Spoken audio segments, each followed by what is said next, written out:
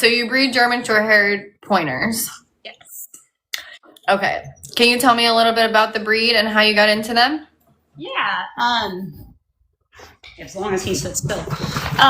My boyfriend actually had one when we started dating, and she was really cute, but she was really small and had parvo and was sickly. And I was like, "Is this what these are like?" And he goes, "No, I think I just got unlucky. Like I got a really bad one." So anyway, she he treated her and she was okay, but she was like she's a really fun dog. She was really game. She was always up for everything, and we tried to teach her a bunch of stuff. But we lost her kind of young just because, again, she was poorly bred and not healthy, and ended up having some issues. So when we lost her, I decided I wanted to find like a really nice one for him as a replacement. So I followed this breeder on Instagram,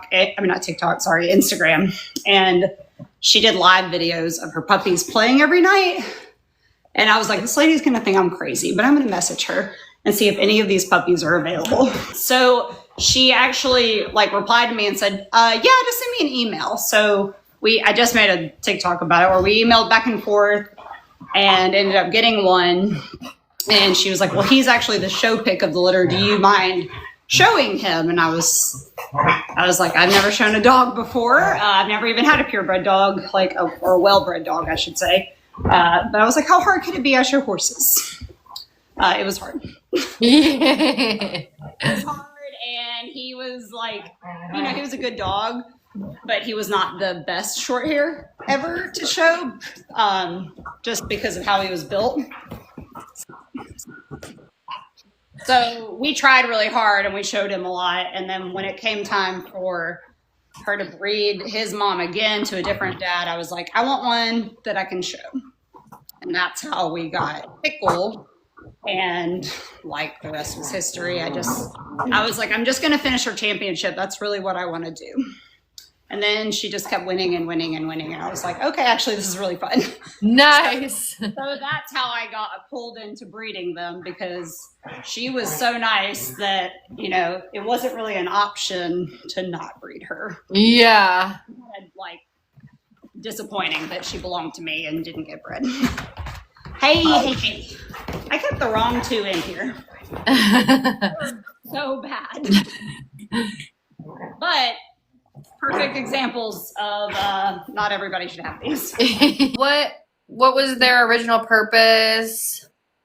Oh, they're just a multi-purpose gun dog. So they're bred to hunt fur and feather, more popularly used for upland hunting. So pheasant, quail. They're good with waterfowl too, just depends on the one.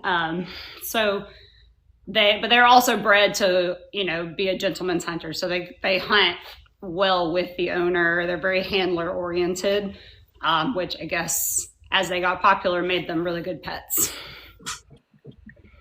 And what's their temperament like? They are very outgoing.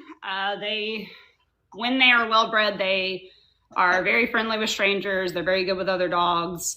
There should not be same-sex aggression in the breed. That does not mean there isn't, but it happens, but they really shouldn't be. So they should be able to get along with other dogs. But they are very, very active. So they have to have a job, or they have to have kind of like an outlet for their energy. I wouldn't say you don't have to have a whole farm, and they don't have to run all day every day, because mine certainly don't. But if you can't give them enough enrichment throughout the week to balance their energy needs, then they can become destructive, or they can become anxious. And there's a lot of anxiety in the breed because of an unfulfilled desire to work, really.